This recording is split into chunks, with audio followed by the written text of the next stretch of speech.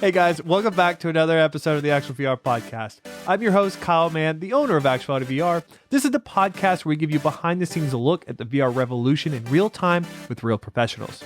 Today we're joined by Matt Hauser, staff producer at Taillight TV here in Nashville, where he works alongside brands and artists to produce award-winning music videos, branded content, and even live TV events. Matt and I first met on the Swisher Sweets Artist Project that he was producing, where we were tasked with creating a red carpet 360 video experience with none other than Cardi B herself. Having never met Matt before arriving on this project, I was impressed with not only his ability to multitask, but also how smoothly the process went given the obstacles. We'll talk more about that in the interview, but first, here's a little taste of that video. Y'all, we at the Swisher Sweets event. I'm getting the Sparks Award.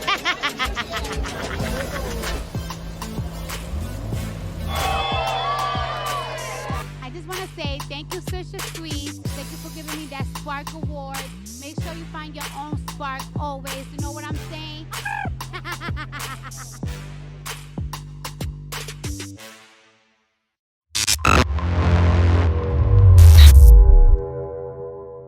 Matt, thank you so much for being here, man. I know you're incredibly busy with everything you do over at Taillight, and the fact that you drove down here from Nashville. Yeah. To come do this. It means a lot, man. So thank you, first of all, for coming. Yeah, I'm honored to be here. This is exciting. I've been following it for a while, and to be asked to be part of it and to be here is great. Thanks, man. Yeah. Well, we briefly went over your introduction, but I want to kind of hear it from you. You're a producer at Taillight, but you also went to school at, I love how you're repping the color. I love how you're repping Ohio University here. But you went to school for this. How did you get into producing? Like what made you take that? Yeah. Well, thanks for noticing. I like to, if you know me, and I try to represent a little bit, and it's a little bit of a joke, but I'm a proud Bobcat, and I did go to school for video production and business, and then I got an internship actually with Taillight, and spent a few weeks this summer. I think it was 2017. Yeah. No, that's wrong. Edit. I got an internship in the summer of 2007. Oh, nice. Yeah. Graduated in 2008, and I fell in love with Nashville, as many people do, and a lot of my colleagues and classmates were going to LA or New York or the main cities for production, and I was like, I'm gonna try Nashville, and had a great experience. And so I decided after school I'm gonna come back and 2008 and see what's going on. And there was a lot going on then, and I got really fortunate and was offered a staff position at Taillight, cool. Which for me was a great part of my story because I got back to the company that I interned with. And, I came in as a coordinator and was working on music videos and learning a lot from the staff there and getting my hands really dirty in lots of projects right away. And it was a great way to learn quickly, without some of the stresses of, getting right into freelance market as a kid right out of school. So a lot of people do it. A lot of people do it really well. Pretty brutal. Yeah, it takes some time to get used to. And so from there, progressed. I've worked on lots of different projects, commercials, music videos. Taillight does a lot of diverse content. So we've done concerts, comedy specials, branded content, little bits of everything, honestly. And so for me, it was exciting to work in all the different genres in Nashville and learn from a lot of different people and have a lot of great experiences. And, now I've kind of taken on more of a leadership role and work on branded content and television projects and longer term things. And it's all that experience leading up to now helps me be diverse in my skill set to jump around and shift gears quickly and know little bits of lots of different things, and have made a lot of great friends in the industry here in Nashville. And jokingly, they all say that, oh yeah, did you go to Ohio? And I'm like, what? Why would you ask? Come on. But no, it's been great. So Nashville's been a great home, and my career has been blessed by the opportunities I've been given here. So that's cool. Now, when you were in school, was producing what you wanted to do, or is it something when you started interning for Taillight, you're like, okay, this aspect, you got to see somebody who is maybe doing that role, and you're like, okay, that's cool. Because I did notice you were in broadcast and business, right? Is that the... Yeah, I think the that was to keep my parents happy and say, like, I'm going to school and doing something valuable with my future career. And when I was in school, I did a lot of post and editing, and actually when I got the internship at Taillight, was a couple days a week. So I said, hey, anybody else you guys work with, I'd love to kind of touch base. And there was an editing company in town, and they took me on for the opposite days. And so cool. a couple of projects that I worked on at Taillight were being edited at this post house. And so I got to watch things go from beginning to end. That's cool. Little did I know, a lot of what my future would be being on projects from the beginning to end, and being on the producing side, and then being on the post side and helping deliver the final shows. And it was foreshadowing, I guess you can say. Yeah. But I always have had a technical post, savvy edge to what I do, I guess. And producing is, I had a teacher in school who said everybody is a producer at some point, whether you want to be or not, and it's true. And there are challenges with being a producer, and, not every budget's stacked with the blessings of having lots of crew and resources for all the toys. And so you have to be creative and figure out how to put the right people together to make it work. And, with being a staff person at a company like Taillight, being a producer is very valuable to them because of the duration of time I'm on a project, and again, switching from project to project. So makes sense. I think it helps me stay sharp and jump around. I still like dabbling in post, and I'll still find myself often in rabbit holes of trying to. That's how we first, that was the first thing I noticed about you. So jumping forward to the time that we first met in person was in LA at the hotel. I came in, I just arrived, and you were not only over the shoot that we were at, but you were in the middle of you were in After Effects doing some work. And I was like, what? And you knew what you were talking about. So I knew then, it was like, this guy knows what he's talking about. He's been a part of the entire process. Yeah, so that job was interesting, and the jobs you're talking about that I was probably simultaneously working on were probably equally as interesting. And at this point, I can't remember exact details, but yeah, I think it's always about juggling and not dropping any balls, keeping all the plates spinning, and that's the job of a producer. Really, it's just you're managing all of the teams, you're managing numbers and budgets and creativity and expectations and clients, and juggling it all and trying to be happy cool. and do it. Yeah. So it's fun. It's challenging. And yeah. What's the, in what you do at Taillight, is there something specifically that just really keeps you on fire? Is there a part of your job? What part of your job are you just super pumped about all the time? Whenever you hear about it, you're just like, yes, this is what it's about. Yeah, I saw that question coming, and then I think it's hard. There's each project has its own life cycle, and in that there is the excitement of the award, and then the creativity starts, and then quickly you're in the weeds and you're fighting your way out of this situation of trying to make it happen. Then you go to the shoot, and that's another level of a wave of excitement and challenge, and then you get through that, and you're like, okay, I can breathe now on that, and then now we're going to edit. So okay, now that's another thing, and I don't know I didn't know how to answer that question, because it sounds like you love that's a unique perspective as a producer, in that you get to see, you have that ebb and flow of these mile markers throughout a project, where you get to see you're a part of the pre-production and the production and the post-production and all those different milestones. You're a part for every single one, as opposed to somebody who's an editor. They're just involved with that part of the project. So you get to see, so it sounds to me like the most exciting part about your job is the fact that you do get to see, you get to ebb and flow with that project, and the excitement and the stresses, and that sounds like that's what you. Yeah, there's always another step in the process. And, I feel like the excitement comes in, okay, now we can move on to that next step. And sometimes it is a relief, and sometimes it is, anticipation, where you're like, I can't wait to cut this. This is going to look great. The shots we got, we know what went into getting these, and then you finally see an edit come together, and then it's like, all right, that hard work from the whole team really is shown in the quality and the final cut, and that's a good part of. Then you're sending the kid off to get married, to start their own family, and then the project's out and living its dream. Exactly. Yep. So I wanted, we met for a 360 video project. Had you done, and we're going to get into the project specifically, but had you worked on a 360 video project before the one we worked on together? I had, yeah. There was an opportunity we had with a branded network we were working with that was doing a project with Coca-Cola, and we had artist Kelsey Ballerini. Yeah. And so we dove in on an idea to do a 360 kind of in a studio where she's performing with a couple players in the round as it is, and we used some of the early GoPro VR rigs, and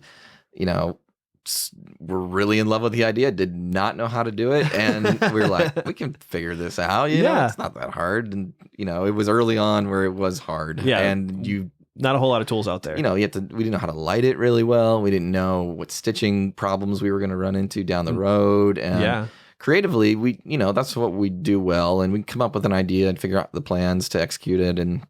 But this one was a new medium. We hadn't really had a proven track record of turning these projects around in this way. And it was an interesting project because we also shot traditional angles as well. So our clients got both, and we knew all right, we're going to deliver a great product either way. This 360 thing, if it comes out great, it's going to be pretty cool. And it was pretty early, like I said. And so that was my idea. Great idea. And awesome. It turned out well. And I think there were some headaches with post on that because we didn't know, and I was involved with that pretty, a lot. And the editor we had working on it was learning with me too, so we were kind of like, all right, well, it's not like we can go reshoot anything. So we're going to have to accept a couple mistakes, try to minimize them visually, maybe put some, other graphics over there. Yeah, a little bit. But it in the end, I think it stood up for what it was and how we did it. And that's so cool. I had played around a little bit with a little Theta 360, kind of doing some personal stuff, and quickly learned that quality was only good for personal things. And that was I'm like, this is easy. We're throwing those up there and we just do this, and you quickly realize that ain't gonna work. And from there it was, maybe we hadn't done any other 360 work until that project, this new opportunity that we brought you on for came up. So. Oh, nice. And I know, especially with the 360, it's hard early on. So this is probably 2006 that you guys did that, or no? I think it was probably maybe 13. Oh, or not 14. 6. Oh gosh, I know. 2014. Yeah, The 2006. Wow, that might was have been way later, off. Yeah. The I don't know what, that's my graduating year, 2006. But it was real. I did find it really hard, especially with talking with traditional media studios, where you'd come in with 360 and then you'd walk in with that GoPro rig, which was great for what it was at the time, and there are still uses. People still use it today. It's a great time lapse camera at this point. Nothing really.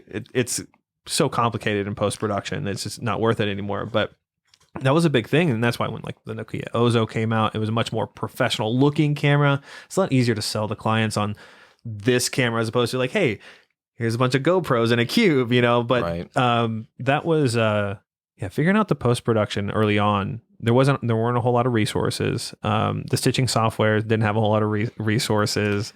It was so I respect the heck out of you guys for going out there and be like, you know what, we're gonna figure this out, and you did, and you executed. So that's awesome. I think the software was from Germany or somewhere like that. The color software? I think it was. Yeah. Then GoPro bought it and drove it into the ground, and it was a terrible. There weren't many options, and I think I quickly did some research on it, and I was like, it's this one or this one, and this one's really expensive, but the other one, they said this is not, it's not functional, or there's a lot of learning curves, and so we figured it out with that one, and like I said, it was. I think the results were good, but they could have been better had I known what, going into it, or called someone like an expert like you, so. Well, I think that's, I do want to jump over to that moment. So there was, you reached out to, I think, some friends of ours, and we got on the phone, and you were like, hey, I've got this project. They're thinking about this camera. I didn't know who the project was for at this point, but I think you were asking some questions about cameras. Yeah. I can't remember exactly how we got connected on it, honestly. But this is a great client of ours, and the Swisher Sweets Artist Project is a project we've been part of for a couple of years now. And through it, we've gotten lots of great opportunities to shoot with artists in the hip hop genre, which for us in Nashville, we're primarily shooting country music artists. And you know, it's been a great project to expand our reach and get to work with some very high profile artists. And for a brand like Swisher that's very well known, come up with some creative solutions to their content needs and deliver on a quality that we're, you know, standardized for delivering on. So yeah, this was an event that they host called the Spark Party. And it's kind of a one-off private party event where they invite press and some influencers, and it's a start to their year, kind of glorifying, you know, the headlining artists that they're wanting to represent their brand, and they award them with the Spark Award, which is kind of their, you know, you're helping us tell our story as a brand, and you're also representing artists, and what you've done and made a success, we want to recognize as, you know.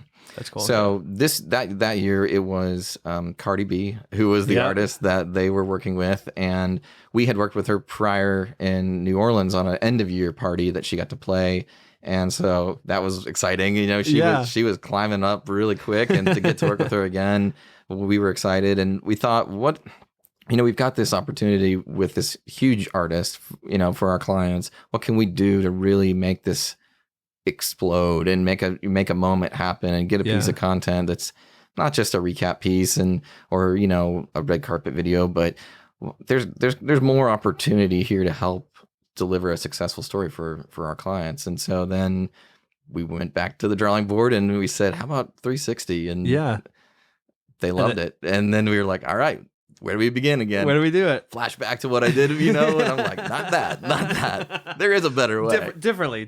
Same but different. So when you were looking, so you guys I guess you guys had already had tried it before. It'd been a couple of years. The technology did change a little bit, but when I'm really curious about how, because you filmed also some traditional video while at this event, at this red carpet event in LA. Were there any like how was it trying to manage this, you know, this 360 video shoot while also simultaneously doing, because you had some experience with Kelsey and the Coke product, or the video project, but how was there any complication on your end? Somebody who's traditionally just, you know, producing a regular shoot, did the 360 element, did it add, I guess for the first one, it added some complications, but how did that go about from your perspective? For this project, you know, this is such a immersive event where there's stuff happening every direction. So for us to maximize, you know, a 360 video in addition to traditional videos, it wasn't too bad. I mean, you know, we kind of game planned together, but we also, you know, talked through our client, like, what is the story of this night? You know, we have our guest of honor arriving. She, you know, flows through the party, walks the red carpet. She's honored with the award, you know, and as a person attending the party, you kind of follow the action of her, you know, and we're like, let's tell that story, but let's let a viewer view it and experience it. And it made perfect sense once we thought it through like that. And I think that, you know, we were protecting for space to shoot the 360, but it really didn't pose too many challenges because of this particular event on this particular project, that it was just another part of the party. I think this project was really, at least on my end, because I've shot 360 alongside of traditional shoots, and a lot of times going into those, either, you know, some of the times they don't understand not understanding the medium or have never tried it before. You don't know how long it may take or what it, you know, how do you, in a traditional sense, but this was the perfect format. And the reason why, when I got there, you had a very clear vision of what this was going to look like. When I walked, there was no questions that I really had to, that I was left asking. Mm-hmm. You know, we did the walkthrough, you knew exactly like, hey, this is what we want to communicate. And you also had the flexibility and you were like, you know, you operate the 360 camera.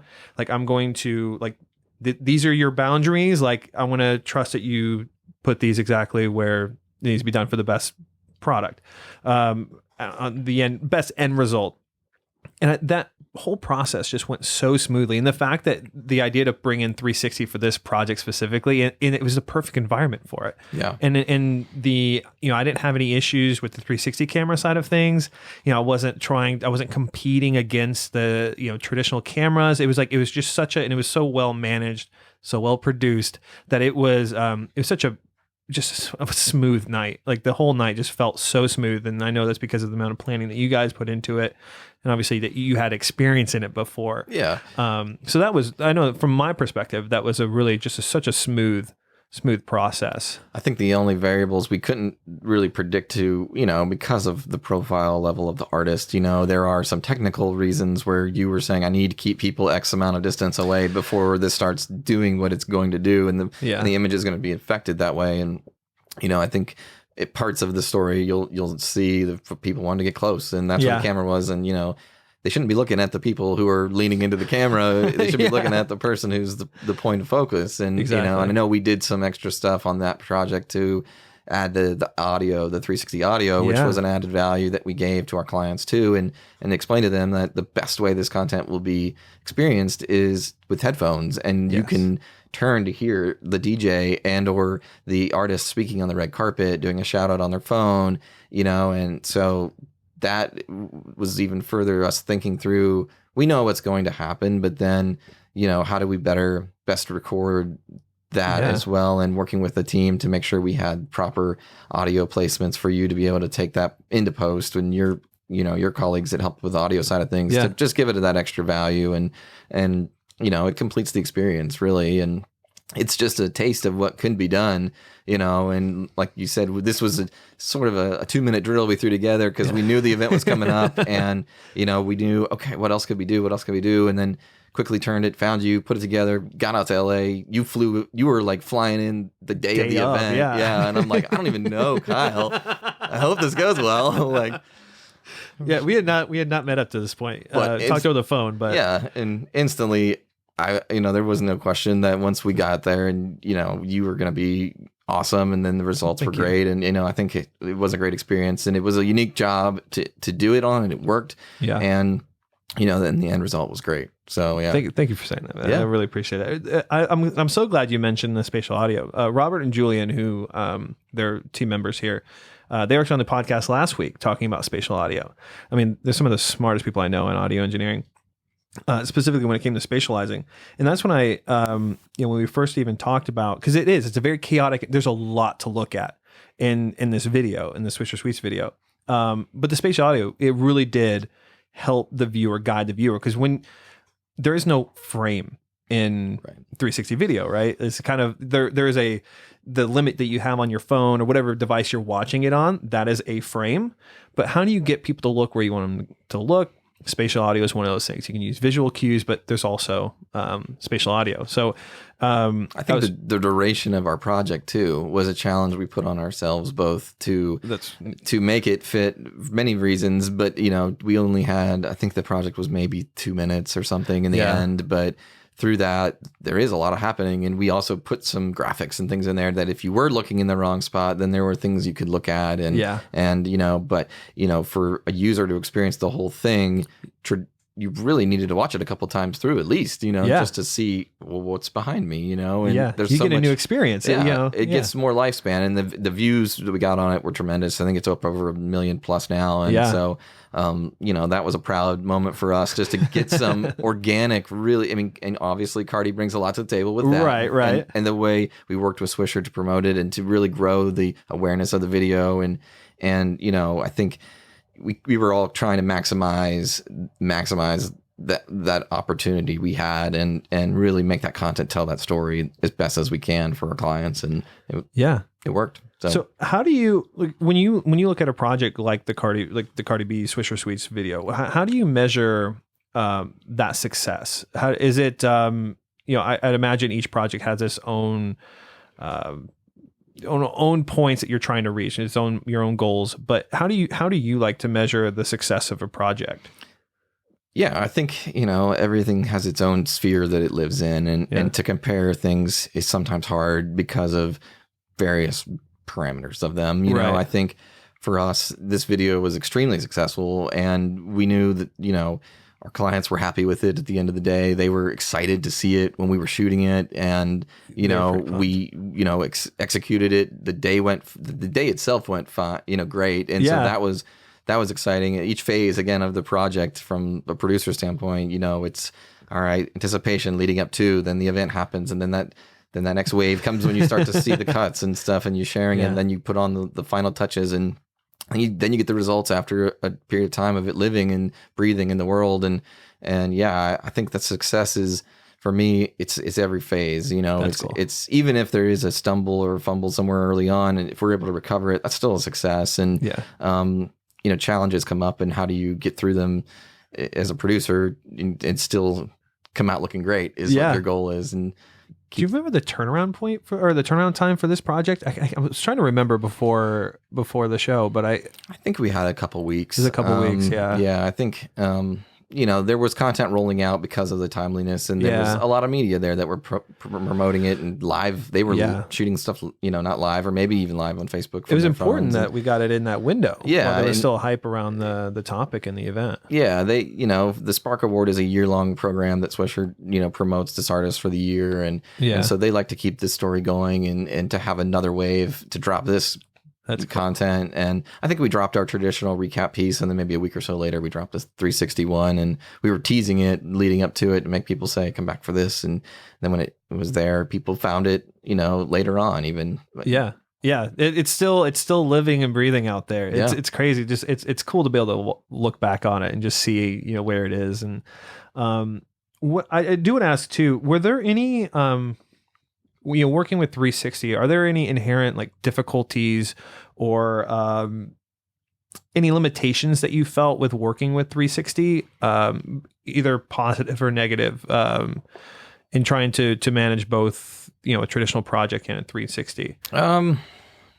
I think it's just, the lack of experience and understanding of it to a degree, just to know, both to talk about it to our clients and to also know ourselves. All right, what do we need to anticipate for, and how do you protect for that? But also, especially if you're shooting a traditional video at the same time, I don't know. I think it's trusting the people that you bring on to know they're going to do a great job. And if you give them the proper expectations, they're going to tell you what the limitations are and what the challenges are too. So it's putting the team together and producing the event that way with the right people. And I think you're always going to have somebody who wants to be behind the camera watching it, but on 360, they're on the camera, so that's true. Yeah. It's, how do you work like that? Are you hiding deep into the layers? And, it's just understanding that whole process and then making sure that it's, your clients are comfortable with it, and that's cool. We're comfortable with it. And I remember you saying that one of the things that they did value, and it was a very specific question you had, is there a way for us to look at the footage while we're there? Because the client is going to want to look at it. And there's only a few options that we have camera wise that allow for that live preview. And that's why we use the Zcam S1 Pro, which is a camera that has a setup that allows us to look at an iPad Pro and be able to view the image. And I know that was a big part of which wasn't possible just maybe a year before that shoot. Sure. There weren't a whole lot of camera solutions, affordable camera solutions or reliable professional solutions. And even then an iPad with a router is still kind of throwing things together, but it's still it's still possible now. Yeah. So. I think, now it was that trust factor, okay, this is where the camera is going to be. And if you can just zip around a low res, preview of what it is, and then they can put it in their mind. Okay. Once the talent's there, it's going to be, this, and then the lighting might be a little different because it's now night. And that was another challenge we faced was, okay, this event starts at 30 minutes before sunset and it goes into darkness. And so we can't really, light for this. It was part of what we were asked to produce. And also we don't want to disrupt the party atmosphere too much with extra lights and so I kind of dropped that bomb on you, and I was like, so, hey, here's the deal. We're outside and there's a bunch of crazy people who are going to be all following a celebrity, and it goes from about 6 to 9 p.m. So we get one chance, and the lighting and the weather is unpredictable, and we still need to figure out how to make this cool. Yeah. And we did it. So. Yeah. I am fully so thankful that this is getting into the technical side, but the Zcam, the camera that I mentioned, the S1 Pro, when it came to that type of performance, it was perfect for exactly what we need to do, because that is an inherent problem too with 360 cameras, that they don't have a whole lot of dynamic range. Right. There's not a whole lot of low light capabilities when it comes to that. So that camera came in super clutch for exactly what we needed it for. Yeah. So that was really cool. Kind of on a I like to ask this question. If you could create the coolest 360 video project that you would want to view in a headset with no budget, when I say no budget, I mean unlimited budget. Yeah. You had all the money in the world. Like what type of experience would you, Matt, want to consume and experience? I think it's maybe, if there's no budget, it's a historical one where you can walk in the footsteps of an event that took place and this would almost have to be it would be VR, but it would also be, you couldn't film it generated. Unless it was regenerated. But and I'm sure some people have started to do this, but put yourself time machine, go back and, I don't know, every cool event that's happened, just be able to jump around and see those. And I feel like nowadays with everybody having a camera and everybody's Facebook, Snapchat, Instagram, everything from under the sun, it's like, even if you don't go to an event, you kind of are there in a degree with everybody's content that comes out, and you don't feel like you missed out as much. But some things like historical things that didn't have 30,000 people posting Instagrams about it from different points of view, it's like, think about the World Series is on right now, and it's like every time there's a moment, you just see all those flash bulbs go off, and it's like, everybody was anticipating it because they were either watching it through their phone, not experiencing it in person, but they, then you can recap. And I've seen commercials like this for the NFL, I think, where they've used fan generated content, and it's like a touchdown, but you see it from different fan posted angles. And it's kind of, it's kind of cool. And so back to the original question, I would say, maybe something historical that was. Do you know who Dan Carlin is? He does a podcast called Hardcore History. It's if you like history, it's an amazing podcast. He's a great storyteller, big history buff. But he got into VR, and he I think it was in New York, or Casey, do you remember we did a story on it? Was it Chicago or New York that the installation was in? It may be wrong. Oh, it was in Austin. It was in Austin, Texas. And they recreated the trenches of World War I. Yeah. And you went into a warehouse and you put on a VR headset, and it was fully explorable. And you had, the chaos of the bombs going off. And it'd be really cool. That's not scalable, but it'd be really cool if, the future of the classroom was like not reading about it in a textbook, but being able to put on a VR headset. Get in battle. Yeah. Yeah. See what it's like. One of my colleagues who used to work at Taillight, Brandon Arolfo, he works now at PBS Digital and in the DC area. He actually did a historical project, and I can't remember what it was. It was a Civil War area. And, they had a VR camera moving through the battlefield, and I loved it. It was so cool. And they were telling a story with it. And I'm sure it was in conjunction with some show that they were promoting on PBS, but it's a great project. And knowing someone who worked on it made it even cooler, but yeah, that sucked me in a way. It's sort of like video games to that degree. Again, it's like, you're there, and VR makes it even cooler. So that's cool. I want to, so tying that in, what do you see when it comes to the kind of the future of how 360 video interacts with traditional media? Do you see it being used, 360 video being used in any other form or any other way with traditional media? Do you see, having worked on a few projects already, I mean, how do you have any thoughts on, what that relationship looks like moving forward? Yeah, I don't know. It's interesting, because you see there's historical events, there's award shows, there's things that are one time only. It's like future proofing those. Obviously cameras are getting better, resolution's getting higher, the quality is there. With it comes with an expense, but it is there to preserve it. There are things that could when an award show moment happens, would it have been cool to be sitting in the front seat? And I know that those experiences, you have to produce them and be prepared to capture them, maybe not knowing where it's going to go or live. And maybe it lives in the moment following the event, but just thinking about it from like, the experience you get at the Country Music Hall of Fame or something like that, Yeah. where if you could go back in time and see Johnny Cash get an award, you know, and then you can be sitting in a seat in the museum, like you're in the front row at the Grand Ole Opry or something, So and cool. have that medium and you know, preserving that. So like, you know, I don't know if that's something people are interested in or not, but you know, there are moments that can be captured, and if you could capture them in VR, that could be cool. Yeah. Well, you know, we're kind of seeing a little bit, like a little, the very beginnings of that with Oculus venues. Oculus right now, it's exclusive to headsets, but you can join in on live performances. They had Billie Eilish and Post Malone. What was their Franz? No, they had, well, they're doing live concerts and live stand-up shows, and you're essentially, you know, kind of in the front row, if you will. The problem is that doesn't live anywhere after the show.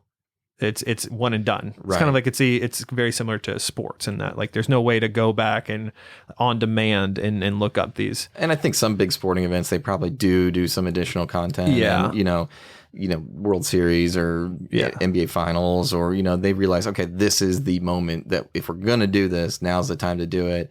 Even if we don't have a use for it now, maybe there is, you know, use in the future. There's something there. Yeah. So to do it, it's cool. And, you know, to be on the 18th green, to see somebody win their first Masters, and to be able to look around you and high five the guys the next year, you know, things like that are so cool. Kind of cool. Yeah. That you would, if you were there, you experienced it, but then beyond it, you know, it's. Yeah. So, well, Matt, I can't thank you enough for coming on here. We're out of time, but this was, it's obviously it's been a pleasure working with you, and I'm glad that that you were able to make time to come out here, because I know you're an extremely busy guy. No, it's all good. So thank you so much for doing this, man. Thanks for having me. It was good to see you. Yeah.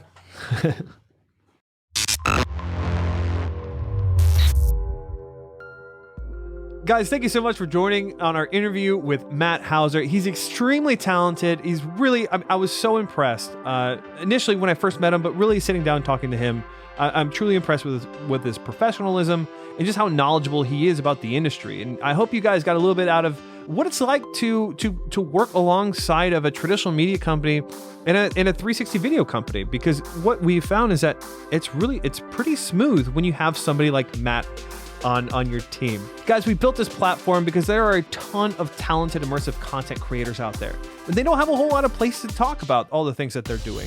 So we're hoping that by creating this platform, you guys will get to meet them. You'll be able to see all of the exciting things that are happening in the industry. Don't forget, podcast comes out every Friday. We have it on Spotify. We have it on Apple Podcasts. We have it on Google Play and YouTube and Facebook.